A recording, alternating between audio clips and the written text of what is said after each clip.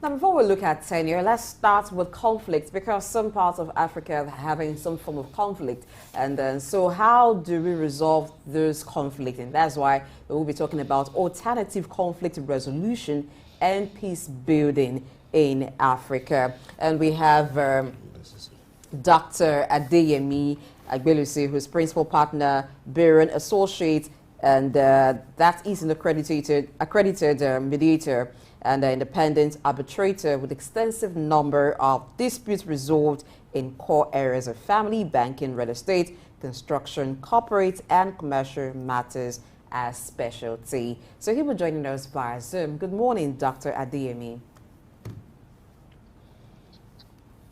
Good morning. Good morning. Good to be here with you. And we thank you for giving us your time. Now let's look at alternative conflict resolution and peace building. Before we look at the areas of Africa that are currently having one form of conflict or the other, what does alternative conflict resolution actually mean and entail? Okay, alternative conflict resolution simply means that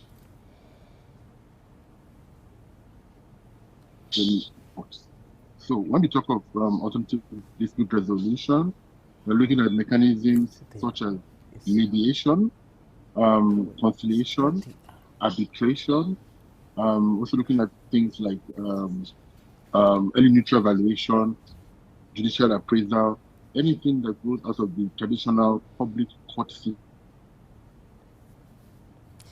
All right, now let's collaborative way of solving disputes. All right, go ahead. Yes. Okay.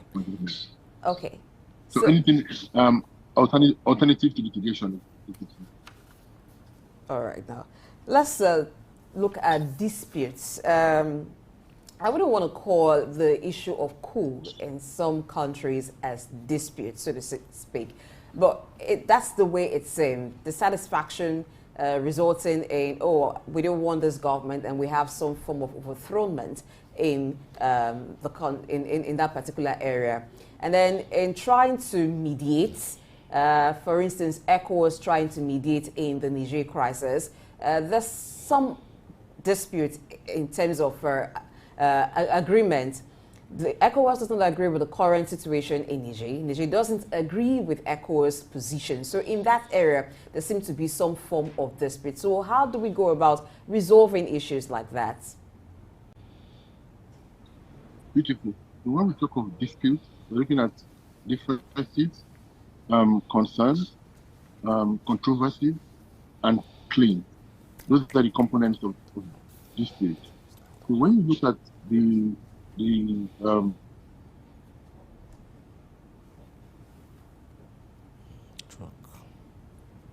okay, we're having a bit of the true exchange of government in African countries. What is typically coming from is it's all coming from a background of differences in opinion as to how the country should be managed. And this has both the internal and external component. And like you said, ECOWAS position. This class is the one that So when we come to disputes, their interests and their needs, that's what we want to address in government disputes. Okay, thank you, sir. I want to ask you this. We know that Africa has its, right from the beginning of history, Africa had its ways of resolving, disputes across board. But then we can't ignore the formal, peace building effort and the legal system that were introduced. Now, how do we, integrate our own alternative dispute resolution into the formal peace building or peacekeeping efforts that we now see today across the world? Is there a way for integration?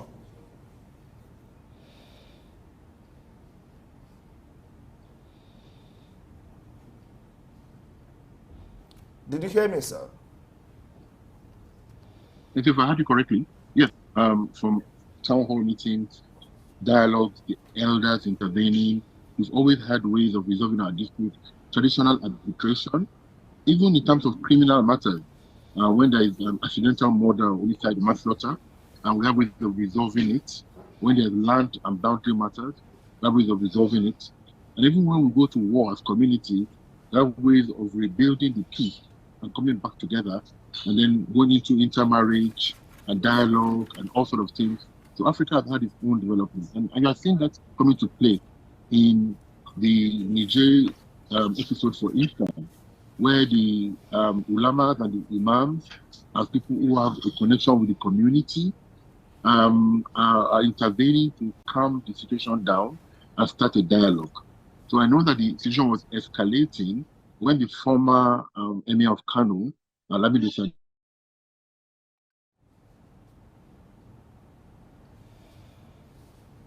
and you see this alternative means to resolve this dispute.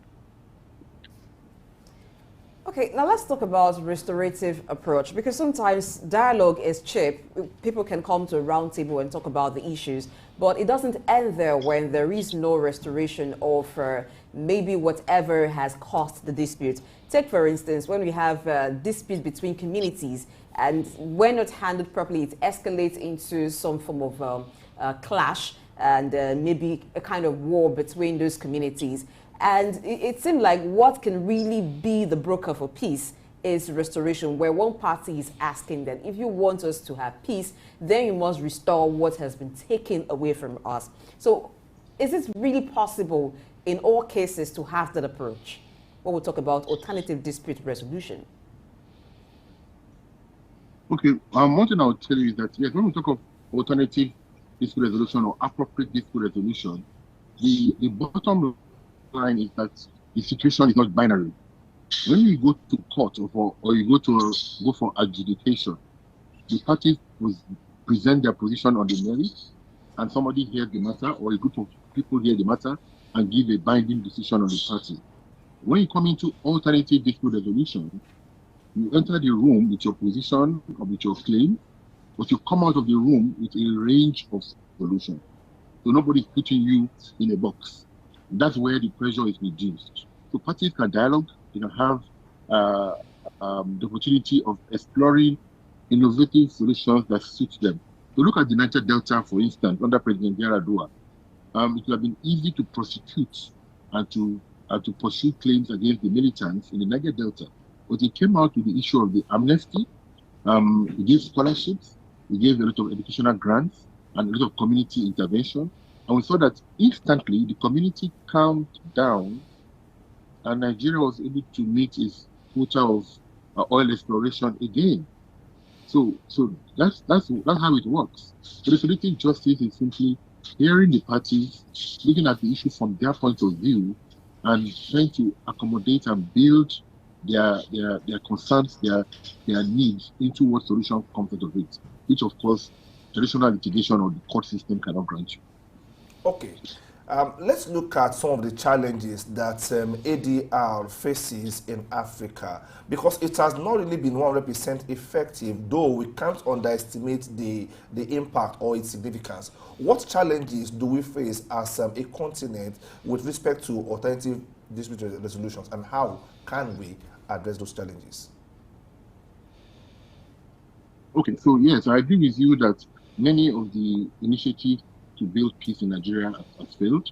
But you have some successes, especially in Africa, like the Maputo Accord in Mozambique. Why did this accord succeed? It succeeded because of ownership. And so because of the long-standing issues of racial class inequality, there was a deep-seated problem in the nation.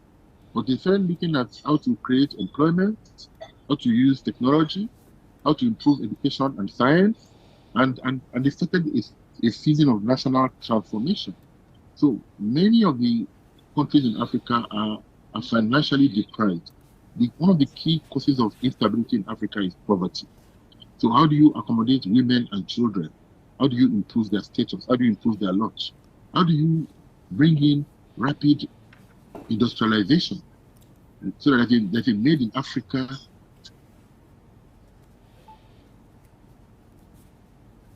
standard trade agreement after?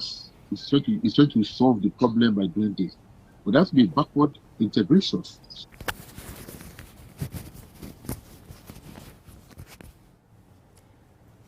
many of the resources that are mined, when Africa is exporting crude oil and importing petrol and diesel, it shows that it's a problem because the jobs are being exported. So solutions will work when people take ownership and when government actually let the people drive the solution. So look at the issue of arms. Arms, for instance. The Africa has a lot of small arms, proliferation of arms across the continent. And now we're moving from small arms now to anti-aircraft weapons, etc. And we're even having non-state actors coming into Africa to operate. And they're asking these countries, these armies, who do they report to? They report to intelligence agencies. And there's a lot of destabilization across the continent. So our government needs to start to look at this. Also, the issue of illicit financial outflows, money laundering. There's so much money. I think at the last count, it was talking about $90 billion and $90 trillion a year all over Africa is moved out illegally. And all of this must be curbed so that the investment remains, human capital is developed, and Africa can start to have people have a better life.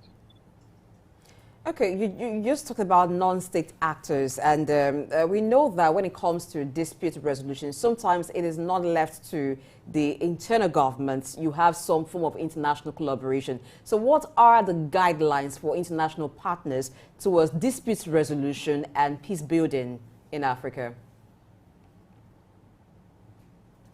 Okay, well, something I will tell you clearly is that when it comes to international jurisprudence, there's no clear-cut directive. So we talk of the transnational legal order, and this is not written in stone. So from the Nuremberg trials after the Second World War, we started trying to create what is the world order or global community of states or global village idea. But you find that even in that global village, there's inequality. Certain powers allocate to themselves powers and they become policemen and try to govern the world. Well, for good in their own eyes. But you can see the reaction now, for instance, in the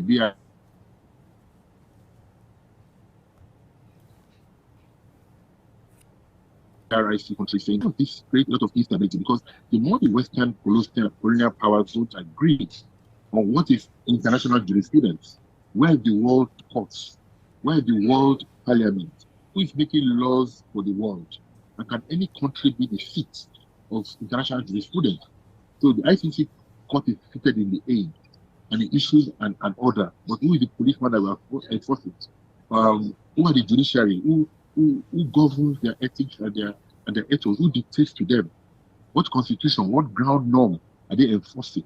So all of this is what's born out in Africa. So just like you had after the Berlin conference, and you had Africa divided into many countries, and you have countries like Nigeria, which is English speaking and is bordered by French speaking countries all around. And so all of these countries report to different powers, and they have many bilateral treaties. All of this causes a lot of instability. And so there needs to be dialogue across the continent in trying to see how we can relate with each other in spite of the obvious divisions that we cannot do. Okay. That we cannot do with them. Factor in Africa. So terrorism and all the religious wars has also been a source of conflict. So these are all the things that we need to sit down and address so we can have peace across the continent. Okay. Let's look at the mediation power of the African Union, for instance. When Niger had the coup, the recent one they had, the AU was still trying to mediate in their own way. We have religious leaders from Nigeria going there to play some kind of mediative role there. Then, before we could even get any meaningful thing out of that, Gabon happened. Now it begins to put a question mark on the strength of the mediation capability of the African Union and other regional bodies like that. How strong is their mediation power, and what more do they need to do to be able to bring peace back to the conflict regions, maybe through ADR? Okay. I like the way you put that question because it helps me to answer it easily. Now, mediators have Can no you please power. unmute yourself, sir? Mediation is. Yeah, I'm unmuted. I hope you can hear me. Yes. So mediation has no power. A mediator is simply a third party neutral who comes in to do two things. One, assist parties to negotiate, and two, facilitate dialogue between parties. That's all a mediator does. It doesn't give solutions, doesn't give suggestions, it doesn't point the way to the party. The parties have what we call party autonomy or self-determination. And so really, even if the AU has mediators, all they will still have to do is to bring parties to the table to discuss what way they want to resolve their conflict.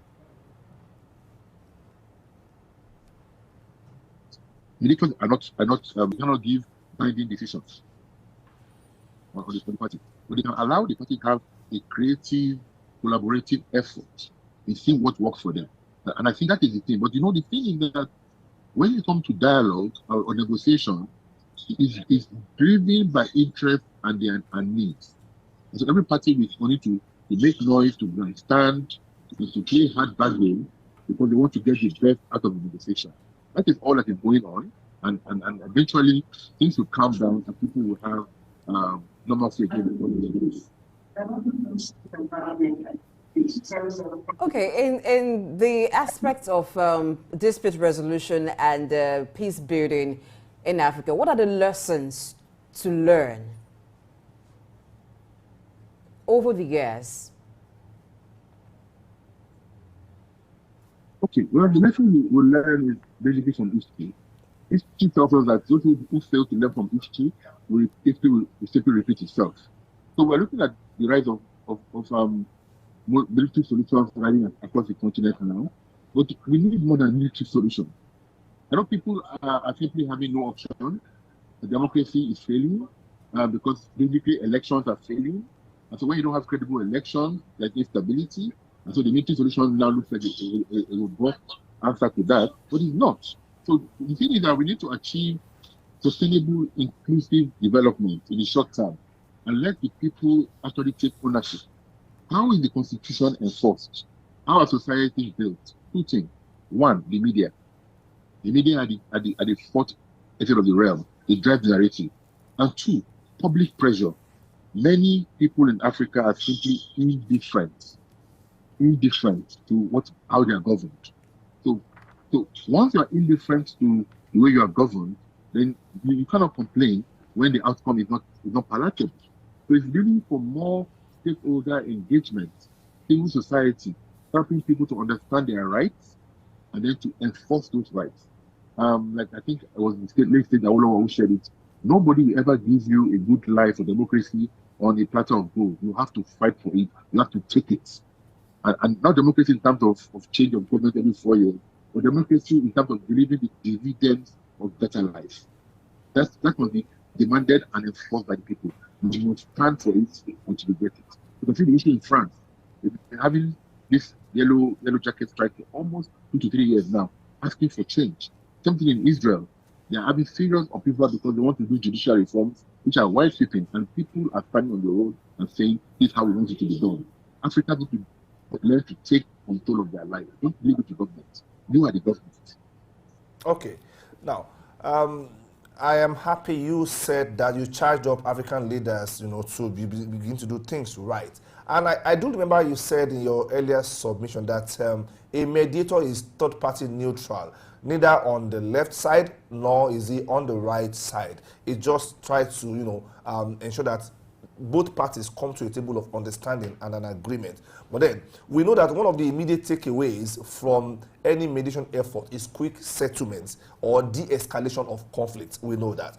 Beyond de-escalation of conflict, what should be done to sustain longer lasting peace in a continent like Africa? If two warring parties come to the table now, or they are brought to the table now by a mediator, now when you are able to de-escalate the crisis first and foremost, what more things do you need to do to ensure that you foster longer term peace that is post-conflict this time around?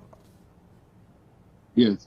So we talk of post-conflict peace building, which is really again looking at what are the root sources of the conflict, doing a very honest, non-judgmental analysis, and addressing what of the underlying things that cause it or differences or the crisis in the first place. Now, Africa many times after we have broken down, either we've ended the war, we don't really rebuild the society. But you see what happened in Rwanda. Rwanda took a look at the conflict and they had intentional peace building. Even though they got a lot of help from different nations, but they took those helps. So they decided again they didn't want ethnicity. They decided they wanted to have merit. They decided they wanted to play down religion. They decided they wanted to integrate their society and fight racism and class inequality. And they're not there yet. Society. Rwanda, of course, many people have their own issues with Rwanda, but at least it's a poster boy for how Africa can start to build peace post-conflict. It must be intentional, it must be collaborative, and again, the people must take ownership of it. Government cannot build peace for you. You have to build peace for yourself. All right, now in resolving disputes and ensuring peace, sometimes on both sides there are diverse perspectives, there are multiple interests. So how do we accommodate these perspectives, these interests, and also ensure fairness for sustainable peace?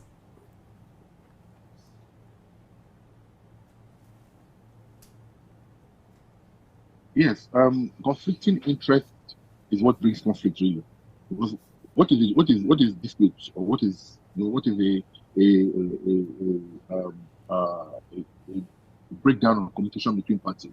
When there's no effective dialogue, when people don't have a shared meaning, when people have competing interests, and they think that they perceive that those interests have a zero sum game. In other words, I have to win and you have to lose before we can have a good life. I cannot win some and lose some. I cannot give and take. I must have it all. And this is what happens in the quest for power, in the elections, in the quest for spread of the. So Africa really needs to start to address that. Start to see how we can have what we call collaborative or collective engagement. Let's arrive at mutually beneficial solutions. So many of the multinational and external peace building efforts in Africa don't work. But look at the Irish Accord, for instance, the Good Friday Accord in Ireland. It was a homegrown solution, and it has held for many years now. So if we start to engage peace builders, conflict resolution experts, and basically the community, the elders, the leaders, religious leaders, the people, the students, the children, the women, the youth, we all come. Societies are built by everybody. Nobody can hand down a good society. All of us must play our role. And again, I repeat again, especially the media and public pressure. That's the way the Constitution is enforced. That's the way good societies are built by everybody. The policeman, the cleaner, the hairdresser, everybody must play a role to build a good society. It's never handed down to anybody. Okay. I was about asking you about whether there is an age limit for coming into peace building as maybe not a profession, maybe a vocation, because a lot of people I have seen in the past who are peacekeeping experts are people that are much older than some of us, and I keep asking myself, what happens to the culture of promoting peace right from childhood? Because if we learn to be our brothers' keepers early enough, which is what civics is meant to do, but civics is failing like that, I would have expected that peacekeepers like you or other peacekeeping organizations should design some kind of youth engagement that brings young people into these peacekeeping initiatives early enough. Do you have a platform like that, or is there something that is similar to that, so that we can learn about peacekeeping while we're still very young before we even need it in the first place? Okay. So for instance, I belong to the Institute of Chartered Mediators and Conciliators. We've trained now close to 20,000 mediators all over Nigeria, from traditional rulers to religious leaders to students in the university, students in secondary school, people in academia, people in business, corporate Nigeria. So there's quite an army of an array of people across different professions who are trained. And a lot of advocacy is going on. Nigeria recently, just in May, had the Arbitration and Mediation Act signed into law, which creates a regime for alternative dispute resolution in Nigeria under the new act of Parliament. So basically, yes, we need to do a lot of integration starting from the we have what we call peer mediation, which is teaching children in secondary school, primary school, about how to understand other people's position, note their differences, and another I like them, that is where you can accommodate and promote a culture of tolerance and dialogue. This also must also start from the home, because the home is really where there's conflict between the husband and the wife, the children and the parents, between siblings. So really, yes, I do agree with you. Like again, I say, society can build from the bottom up, not from the up down. So even from our home, even in the office, workplace conflict, we spend almost 1/3 of our lives in the office. So everywhere we go, we need to be intentional about building peace, about listening to other people's point of view, about accommodating diversity, and promoting gender, financial inequality, and addressing these things. Once you put things under the carpet and try to move on, you don't move on. It comes back to bite you. So the aim of mediation and alternative resolution is putting things out there on the table, looking at them without any judgment, suspending your judgment and what you call bias or impartiality, and then looking at how you can find a solution that lasts, that is effective. That's how it works. All right, let's talk about economic development. What role does economic development play in addressing the root causes of the disputes itself and then building peace? Okay, thank you very much. Africa has 54 countries, out of which 33 of them are ranked among the poorest nations in the world. So why is Africa not going to be a continent where there's so much instability? We are told that Africa is a continent full of potential, but shackled in poverty. So yes, we need to find that there must be a way of promoting a better economy, transparency, like I said again, integration and rapid industrialization of the awesome minerals in all over Africa. Agriculture is one of the low-hanging fruits, promoting agriculture so that people get work to do. Because unless you are able to really empower citizens, if you look at what we call in economics, Maslow theory of needs, when people cannot even get access to basic needs like food and shelter, etc., then they lose hope. And when people lose hope, society disintegrates because the man who has nothing to lose is a dangerous man. And like Bob Marley said, an hungry man is an angry man. So yes, we need to create jobs, we need to create employment. And not employment in terms of white collar, but even the blue collar. The last government had a primary school feeding scheme, which was to feed children all over the country. If that scheme had worked, it would have been an amazing turnaround for the educational system and even for the economy in Africa.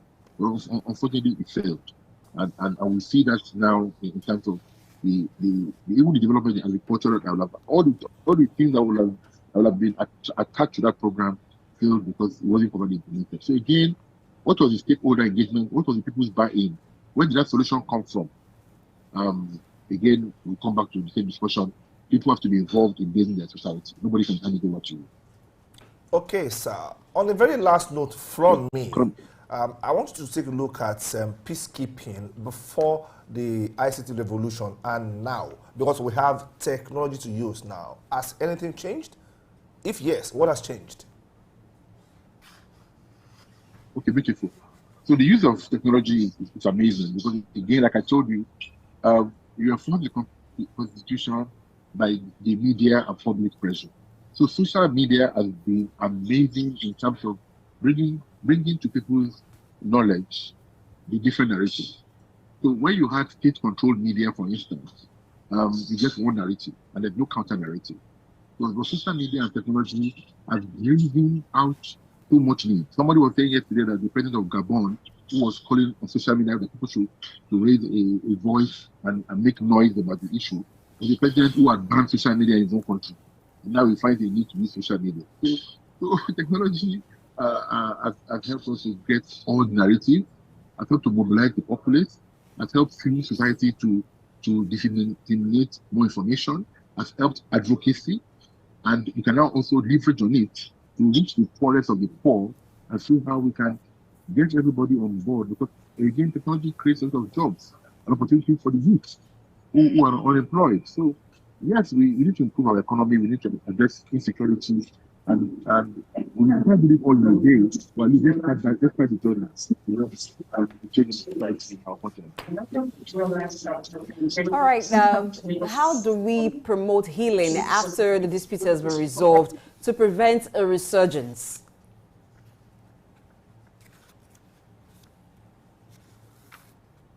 Okay, so we promote healing by bringing in a culture of trust. You know, when trust is lost, it is very difficult to get back.